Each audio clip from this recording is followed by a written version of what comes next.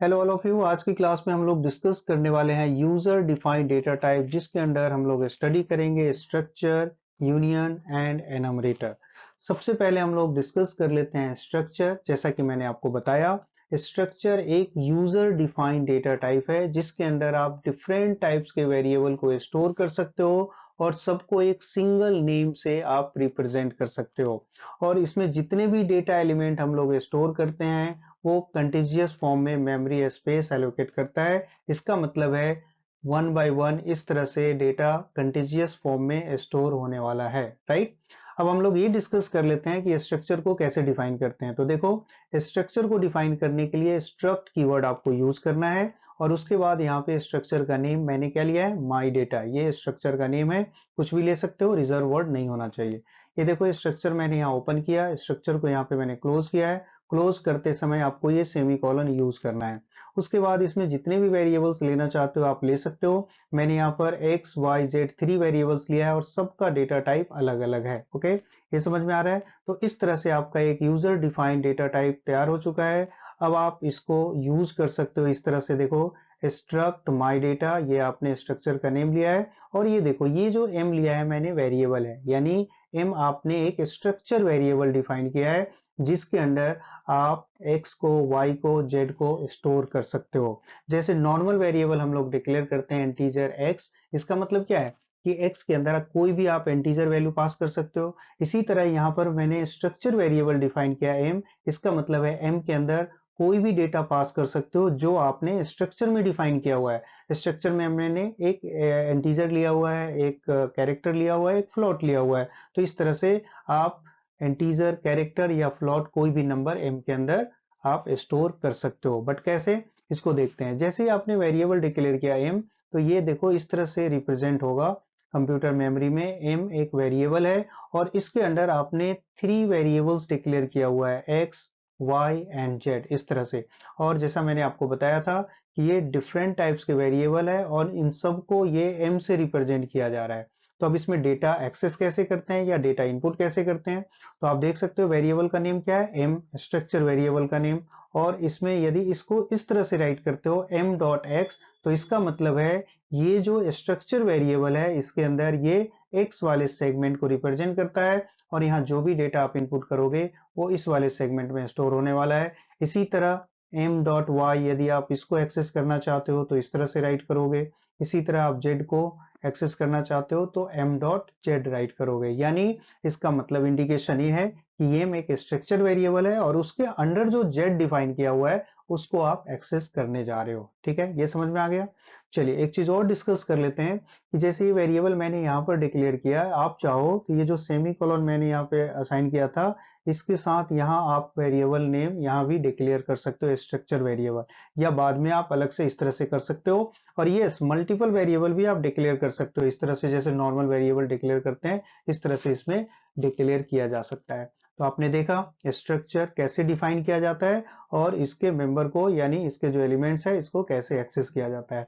अब आपके मन में एक क्वेश्चन होगा, आप ये सोच रहे होगे कि इस तरह से नंबर इनपुट करना है तो आप डायरेक्टली कर सकते हो, स्ट्रक्चर की जरूरत क्या है। तो देखो, स्ट्रक्चर का एक बेनिफिट ये है कि इसमें जो भी डेटा इनपुट करोगे वो कंटीजियस फॉर्म में, यानी एक ही जगह स्टोर होगा। सपोज करो कि आपने एक्स वाई जेड की मल्टीपल वैल्यू आप इनपुट करना चाहते हो, तो सभी डेटा एक ही जगह पे कंटीजियस फॉर्म में स्टोर होगा। और यदि आपने स्ट्रक्चर यूज नहीं किया है तो वो डिफरेंट लोकेशन पे हो सकता है। बाकी और भी बेनिफिट है, जैसे जैसे आप पढ़ोगे स्ट्रक्चर फिर आपको समझ में आएगा। ओके, देखो एक कंप्लीट एग्जांपल लिया है मैंने जहां आपको मैं बताऊंगा स्ट्रक्चर कैसे डिफाइन किया जाता है और इसको कैसे यूज करते हैं। तो आप देख सकते हो यहाँ एक मैंने स्टूडेंट नेम से स्ट्रक्चर यहाँ पे डिफाइन किया है और इसके अंदर एक रोल नंबर इंटीजर है और एक नेम वेरिएबल मैंने डिक्लेयर किया है जिसका डेटा टाइप कैरेक्टर है। ओके, अब देखिए यहाँ पर इस तरह से आप स्ट्रक्चर वेरिएबल आप डिक्लेयर कर सकते हो। इसको देखो मैंने मेन के अंडर किया, आप मेन से बाहर भी कर सकते हो इसका डिक्लेरेशन, या ये मैंने आपको बताया था कि ये सेमीकोलन से पहले आप वेरिएबल का नेम राइट कर सकते हो। ओके, चलिए अब यहाँ पे देखो ये रोल नंबर एंटर किया गया है, इसमें देखो ये डॉट ऑपरेटर इस तरह से S1 डॉट रोल नंबर, जो स्ट्रक्चर में आपने वेरिएबल नेम डिफाइन किया हुआ है उसके नेम से एक्सेस करोगे तो ये देखो ये इस तरह से S1 कंप्यूटर मेमोरी में ये स्पेस एलोकेट करेगा और यहाँ पे आपने सबसे पहले रोल नंबर एंटर किया है, रोल नंबर का सेगमेंट है, ये नेम का सेगमेंट है। अब रोल नंबर यहाँ जो भी इनपुट करोगे वो इस सेगमेंट में स्टोर हो जाएगा। और इसके बाद देखो नेम एंटर करने के लिए मैंने यहाँ पर fgets यूज किया है, ऑलरेडी पहले डिस्कस किया हुआ है। जो भी नेम इनपुट करोगे वो इस सेगमेंट में यहाँ पर नेम आपका इनपुट होने वाला है, राइट। अब देखो एक यस गेट केयर मैंने लिया है। जब आप सिस्टम पे रन करोगे तो कभी कभी ये टर्मिनेट नहीं होता लाइन, तो लाइन को टर्मिनेट करने के लिए मैंने यहाँ पर गेट केयर पास कर दिया है, ठीक है। उसके बाद देखो फिर इसको जब प्रिंट करना है तो इसी तरह s1 डॉट रोल नंबर जो भी वेरिएबल आपने लिया है तो यहाँ से ये वेरिएबल प्रिंट हो जाएगा। फिर s1 डॉट नेम इस तरह से, राइट। तो सिंपल है ये। आपको जब बेसिक कॉन्सेप्ट क्लियर है प्रोग्राम का तो आप इसको इजीली समझ सकते हो। इसमें बस एक नया कॉन्सेप्ट ऐड हो गया है कि जो स्ट्रक्चर वेरिएबल है उसके नेम के साथ जो इसके अंडर आपने वेरिएबल डिफाइन किया है उसको एक्सेस करना होता है, ओके।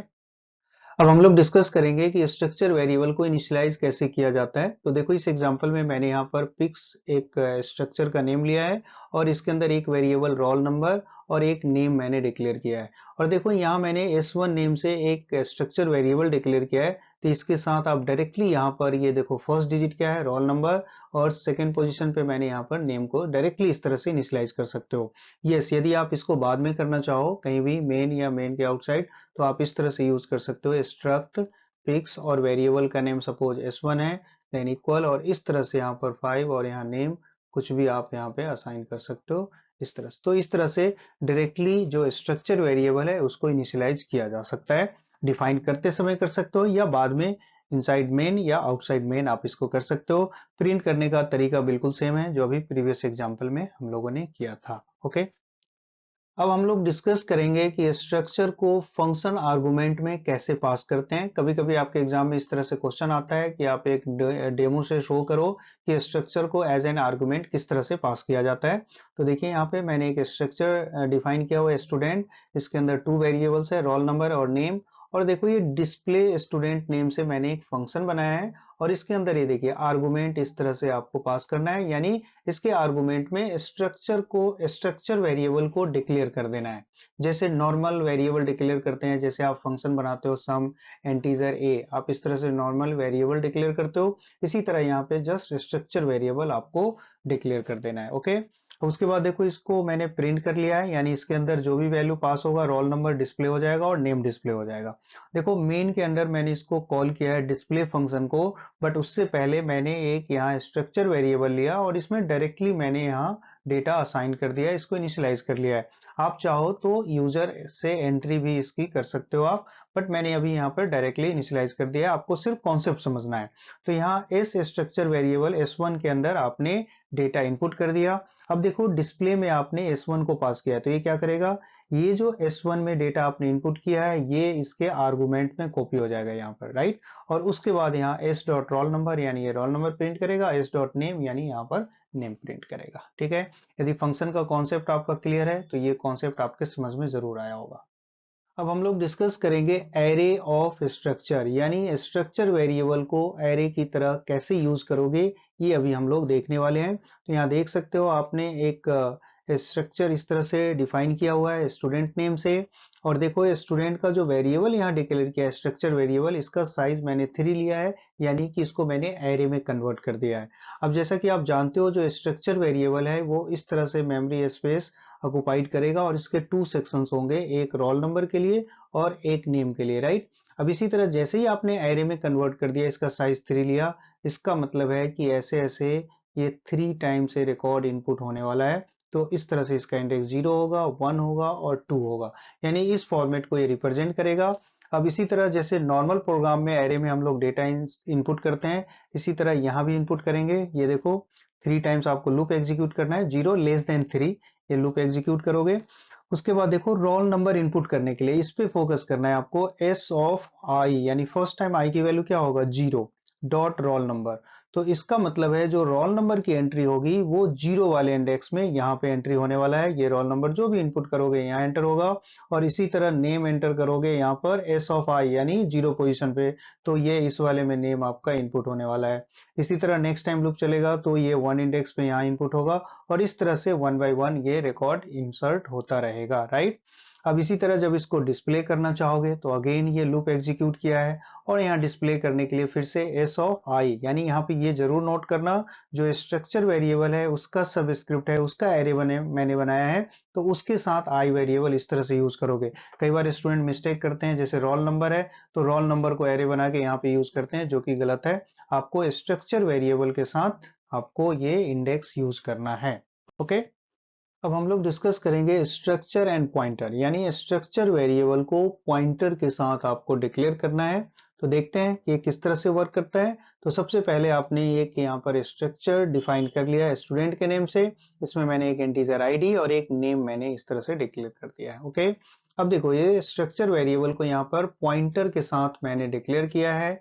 इसका मतलब है कि ये डायनामिक मेमोरी स्पेस एलोकेट करेगा। और ये देखो मेमोरी स्पेस के लिए मैंने यहाँ पर ये स्ट्रक्ट स्टूडेंट, ये कास्ट ऑपरेटर मैंने यूज किया है, और यहाँ पर एक है मेलो, memory allocation size of struct student, यानी इस स्टूडेंट स्ट्रक्चर को जितनी साइज की रिक्वायरमेंट होगी ये मेमोरी स्पेस यहाँ पे एलोकेट कर लेगा पॉइंटर के अंदर, यानी पीटीआर जो वेरिएबल आपने लिया है उसके अंदर। उसके बाद एक चीज और फोकस करो कि अब इसमें इसको एक्सेस कैसे करते हैं।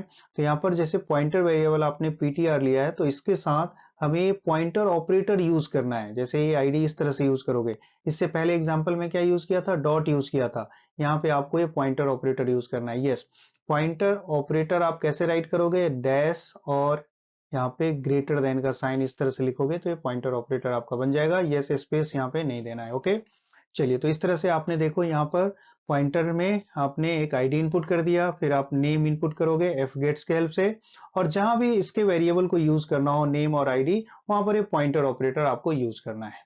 ठीक है, फिर मैंने यहाँ डिस्प्ले किया है, डिस्प्ले के लिए अगेन यहाँ पर वेरिएबल नेम पॉइंटर और पॉइंटर ऑपरेटर, और इस तरह से डिस्प्ले कर दिया। ओके, अब उसके बाद देखो ये लास्ट में मैंने एक फ्री फंक्शन यूज किया है। ये क्या करता है, मेमोरी स्पेस रिलीज कर देता है, यानी जो भी मेमोरी स्पेस यहाँ पे एलोकेट किया था इसने, यानी पहले मेमोरी स्पेस एलोकेट किया, उसमें डेटा इनपुट कर लिया मैंने, उसको डिस्प्ले भी कर दिया, और जब ये फ्री कर दोगे तो जो मेमोरी स्पेस इसने रिजर्व किया था उसको ये रिलीज कर देगा, फ्री कर देगा। इसी को बोलते हैं हम लोग dynamic memory space allocation and D allocation.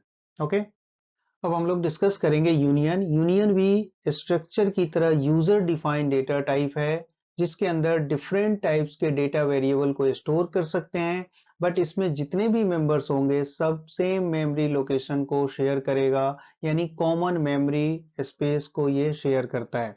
जबकि स्ट्रक्चर में आपने देखा था कि इसमें जितने भी एलिमेंट थे सभी कंटीजियस फॉर्म में मेमोरी स्पेस एलोकेट कर रहा था, बट इसमें क्या होगा, एक मेमोरी स्पेस है, इसी को वन बाय वन सभी मेंबर्स यूज करेंगे और अपने टास्क को परफॉर्म करेंगे। राइट, तो देखो यूनियन डिफाइन कैसे करते हैं, इस तरह से यूनियन कीवर्ड आपको यूज करना है, और एक नेम जैसे आप लोगों ने स्ट्रक्चर में यूज किया था, इसी तरह यहाँ पे कोई भी नेम आप यहाँ डिफाइन कर सकते हो। और इसमें देखो एक रोल नंबर और एक नेम मैंने यहाँ पर वेरिएबल डिक्लेयर किया हुआ है। अब देखो इसका जब आप यूनियन वेरिएबल डिक्लेयर करोगे तो इस तरह से S1 और S2। एक चीज और यहाँ पे नोटिस कीजिए आप, स्ट्रक्चर में आप लोगों ने देखा कि एक वेरिएबल हम लोग डिक्लेयर करते हैं और इसी के अंदर रोल नंबर और नेम दोनों को आप यहाँ पर स्टोर कर सकते हो। बट इसमें क्या होगा कि जितने वेरिएबल्स आप इनपुट करना चाहते हो सबके लिए अलग अलग वेरिएबल यहाँ यूनियन वेरिएबल आपको डिक्लेयर करना होगा। इसीलिए मैंने यहाँ पर 2 वेरिएबल डिक्लेयर किया है, एक रोल नंबर के लिए और एक यहाँ पर नेम के लिए। तो इस तरह से देखो जैसे ही रोल नंबर मैंने एंटर किया है, यहाँ पर क्या लिखा है, S1 डॉट रोल नंबर, और जब आप नेम इनपुट करोगे तो देखो यहाँ पर S2 डॉट नेम मैंने यूज किया है। राइट, बाकी सभी फंक्शन बिल्कुल सिमिलर है, जैसे स्ट्रक्चर में आपने यूज किया था वैसे इसमें भी कर सकते हो, बट इंटरनली ये एक ही मेमोरी स्पेस को शेयर करता है सारे एलिमेंट्स, यानी यहाँ पे एलिमेंट क्या है, रोल नंबर और नेम, ये दोनों वन बाय वन इसी कॉमन मेमोरी स्पेस को शेयर करेगा, यूज करेगा और अपने टास्क को परफॉर्म करेगा। स्ट्रक्चर एंड यूनियन का पॉइंट टू पॉइंट डिफरेंशिएट मैंने यहाँ पे कर दिया है। स्ट्रक्चर के जो एलिमेंट्स होते हैं हर एक एलिमेंट सेपरेट मेमोरी स्पेस को एलोकेट करता है, और जो यूनियन के मेंबर्स होते हैं सभी मेंबर्स एक कॉमन मेमोरी स्पेस को वन बाय वन शेयर करता है। जो स्ट्रक्चर के मेंबर्स है वो कंटीजियस मेमोरी स्पेस एलोकेट करता है, यानी लिनियर फॉर्म में इस तरह से one by one memory space separately allocate करता है। और जो यूनियन के मेंबर्स होते हैं non contiguous memory space allocate करता है। इसका मतलब है कि एक मेमोरी कॉमन मेमोरी स्पेस को वन बाय वन, यानी एक बार में सिर्फ एक ही मेंबर इसका यूज कर सकता है। स्ट्रक्चर का साइज आप कैलकुलेट कर सकते हो, उसके जितने भी मेंबर्स हैं सबके साइज को एक साथ प्लस कर लो तो आप स्ट्रक्चर का साइज कैलकुलेट कर सकते हो। जैसे देखो यहाँ मैंने एक स्ट्रक्चर डिफाइन किया हुआ स्टूडेंट, और इसमें एक वेरिएबल मैंने कैरेक्टर लिया हुआ है, ये मेमोरी में 1 बाइट स्पेस लेता है, और जो इंटीजर है ये 4 बाइट स्पेस लेता है। तो आप ये कह सकते हो कि ये टोटल 5 बाइट्स मेमोरी स्पेस लेगा, यानी स्ट्रक्चर का साइज क्या है इस केस में, स्ट्रक्चर का साइज 5 बाइट्स है। ओके, इसी तरह देखो जो यूनियन होता है, यूनियन में जो लार्जेस्ट साइज होता है उसी को यूनियन का साइज माना जाता है। जैसे यहाँ आप देखिए मैंने एक स्टूडेंट यूनियन डिफाइन किया है, और ये देखो कैरेक्टर 1 बाइट मेमोरी स्पेस, और ये जो इंटीजर है ये 4 बाइट मेमोरी स्पेस कंज्यूम करता है। तो आप देख सकते हो इसमें लार्जेस्ट साइज क्या है, 4 बाइट है। तो ये माना जाएगा कि यूनियन का जो साइज है वो क्या है, हाँ 4 बाइट है। आई होप आपको समझ में आ गया होगा कि इसमें डिफरेंशिएट क्या है, इस तरह से पॉइंट टू पॉइंट डिफरेंशिएट कर सकते हो। और ये लॉन्ग क्वेश्चन होगा तो आपको प्रॉपर एक कंप्लीट एग्जांपल भी राइट कर देना चाहिए, राइट। अब हम लोग डिस्कस करेंगे इनमरेटर। इनमरेटर भी एक यूजर डिफाइंड डेटा टाइप है, और इसके अंदर जितने भी एलिमेंट आप असाइन करोगे उसको इंटीजर कांस्टेंट की तरह ट्रीट किया जाएगा, यानी इंटीजर से उसको रिप्रेजेंट किया जाएगा। जैसे कि एग्जांपल में देख सकते हो एनम, और यहाँ मैंने वेरिएबल का नेम डे लिया है, और इसके अंदर इस तरह से आप डायरेक्टली एलिमेंट को असाइन कर सकते हो। इस चीज को जरूर नोटिस करना कि इसमें स्ट्रिंग मैंने पास नहीं किया है, यानी इन्वर्टेड कॉमास आपने यूज नहीं किया है। अब इसको इस तरह से जब आप वेरिएबल डिक्लेयर करोगे, देखो डे का वेरिएबल मैंने x यहाँ पर डिक्लेयर किया है, तो इसका मतलब है इस x के अंदर इसमें जो भी एलिमेंट आपने डिक्लेयर किया है कोई एलिमेंट इस तरह से आप पास कर सकते हो, जैसा कि अभी अब मैंने वेडनेसडे पास किया है। तो जब आप इसको प्रिंट करोगे देख सकते हो x को मैंने प्रिंट किया है, तो इस तरह से मैसेज आएगा टुडे इज 3, यानी इसका जो इंटीजर वैल्यू है 0 है, इसका 1 है, बिल्कुल एरे की तरह जैसा आपने किया था। ये 2, इसका 3, इसका 4, 5 इस तरह से होता है। यदि आप चाहो तो इसके जो इंटीजर वैल्यू है चेंज कर सकते हो, जैसे मैंने यहाँ पर राइट कर दिया संडे इक्वल्स टू 2, तो अब संडे के लिए क्या ये रिप्रेजेंट करेगा, 2 को रिप्रेजेंट करेगा। तो देखो जस्ट इसका आपको सिंटेक्स समझ में आना चाहिए, और ये कैसे यूज करते हैं इस तरह से एग्जाम्पल से आप एग्जाम में शो कर सकते हो। अदरवाइज आपके प्रैक्टिकल में इसका बहुत ज्यादा कोई इंपॉर्टेंस नहीं है। अब हम लोग डिस्कस करेंगे typedef keyword. Typedef keyword का यूज किया जाता है न्यू नेम डिफाइन करने के लिए, या अलाइज नेम डिफाइन करना चाहते हो किसी भी डेटा टाइप का टेम्पोरली, तो आप टाइप डेफ का यूज कर सकते हो। जैसे कि आप इस एग्जांपल में देखो यहाँ पर टाइप डेफ, और ये डेटा टाइप इंटीजर है, और मैंने इसके साथ ये पिक्स इस तरह से डिफाइन किया है। इसका मतलब है ये जो इंटीजर डेटा टाइप है इसका टेम्पोरली आपने नेम चेंज कर दिया, और इसका नेम क्या हो गया, पिक्स हो गया। अब देखो यहाँ पिक्स के नेम से जब वेरिएबल डिक्लेयर करोगे तो भी ये वर्क करेगा, क्योंकि जो पिक्स है वो इंटीजर का ही अलाइज नेम है, यानी न्यू नेम मैंने डिफाइन किया है, बट ये टेम्पोरली होगा। ओके, अब देखो टाइप डिफ का यूज स्ट्रक्चर के साथ भी आप कर सकते हो। जैसे मैंने यहाँ पे एक स्ट्रक्चर डिक्लेयर किया है, स्टूडेंट डिफाइन किया है स्टूडेंट नेम से, और इसको देखो जब आप वेरिएबल डिक्लेयर करोगे इस तरह से टाइप डिफ स्ट्रक्ट स्टूडेंट, और यहाँ देखो मैंने इसका अलाइज नेम डिफाइन किया है std। तो जब भी आपको स्ट्रक्चर वेरिएबल कभी भी डिफाइन करना हो तो आप उसको डायरेक्टली इस तरह से राइट कर सकते हो, std s x y z कुछ भी जो भी आपको डिफाइन करना है, यानी अब हर बार आपको स्ट्रक्ट स्टूडेंट लिखने की जरूरत नहीं होगी, डायरेक्ट आप std राइट करोगे और ये वेरिएबल आपका डिक्लेयर हो जाएगा स्ट्रक्चर वेरिएबल। ठीक है।